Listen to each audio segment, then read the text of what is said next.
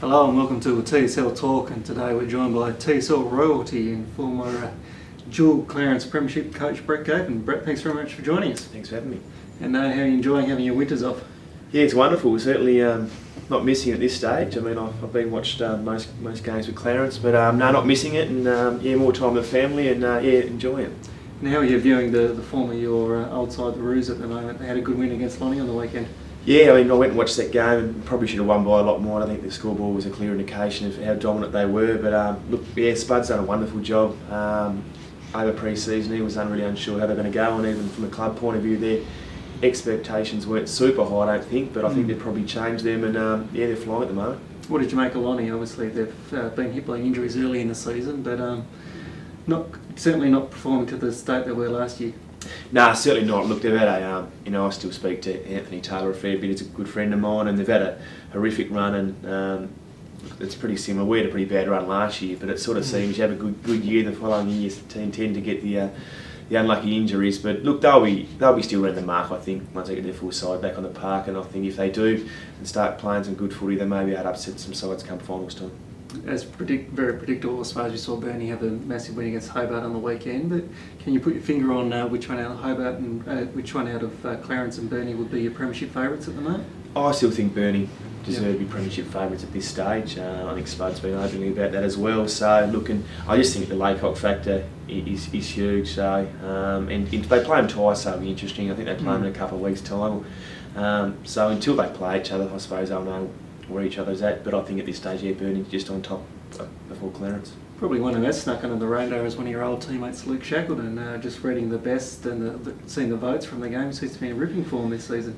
Look, he's a quality player. I mean, he got drafted to Common. We don't get drafted by accident. So look, he's a tremendous player, and obviously playing, sort of got 44 touches, so he's obviously playing super footy, which is great. He's a good fella, and so obviously very damaging for them. It's been a repeat theme on TSL Talk so far this season, but what's going on at North Hobart? Yeah, it's an interesting one. Poor old Lance. I mean, obviously the club's going through a pretty tough time in relation to the licensing stuff, and look, I've been through that to a certain degree with the Devils, where you're unsure what's going to happen. So it certainly doesn't help anyone, I don't think. So that's got to be a factor. But in saying that, I still think they're certainly underachieving at this stage. How much impact does it have on the team? I heard Lance say that the players are there to play. They don't really talk about it, but all the external talk and everything is about the future of the club. Like you said, he went through it with the Devils. It must impact on the playing group. Yeah, it's probably not till you go through it that you realise how much of effect it does have. At the time, you tell yourself it's got no effect at all. And look, it might only be 10 or 15%, but that's all it takes sometimes to lose games. So I think, I think deep down it would be having an effect. And full credit to Glenorchy as well. Probably the teams outside the 5, they're probably the ones best equipped to push in there, do you think? Yeah, they're playing pretty good footy. Obviously a pretty slow start, but obviously Beebs has got them playing good footy, and to get so close to Burnie, the week before, I thought was outstanding. So they may be a bit better than what some people expect. And great to see South Lonnie doing well. Second win this season over North Lonnie, and now 4 wins for the season, and going along quite nicely. Yeah, look, it's fantastic. I mean, have a side down the bottom of the ladder for so many years, but look, they've had good juniors, and obviously Thorpe's doing a wonderful job, and they've got some good key targets, and obviously the Mariners coming through from last year. So it's wonderful that they're winning games of football, really is, for the competition. You touched on Mitch Thorpe, but there's probably a few eyebrows raised when he was made coach at such a young age, but he seems to be doing a good job. You've been surprised at how well he's done? Yeah, I mean, I was one that was a bit surprised in the appointment, but obviously, he's doing wonderful things up there, so good luck to him. And your old sparring partners, Lauderdale, moved up to 3rd. I don't reckon they've ever been that high in the TSL. No, look, they're around the mark this year. Certainly, they've been pretty open about they should play, finally break through and play finals, but it is still pretty open at this stage. I mean, obviously it looks like Clarence and Burnie and will probably finish 1 and 2 in whichever order, and after that it is pretty open, so they'll probably fight it out with probably Glenorchy at this stage, you'd think. And the TSL takes a break this week for the state game against the VFL. There's been a lot of talk about the selection panel of the selected team. We've seen today Clinton French from Glenorchy and a guy very well, Trent Standen from Clarence, have been added to the team. What's your take on the selection policy? Look, it's a funny one. I mean, I can understand what they're trying to do. So from that point of view, totally agree with it, etc. But it's either a development side or it's a state side. So I think if you're going to go down that path, maybe you don't wear the map, maybe you wear a Mariners sort of jumper and that sort of thing, because I'm really big on, obviously state wearing the map, I think it's a pretty proud thing, and I think the best players in the state deserve to win it. And look, they're going to do a combination of both. I mean, good luck to them. I can see what they're trying to do, but it's a funny one. Do you hold fears of what the result could be on Saturday?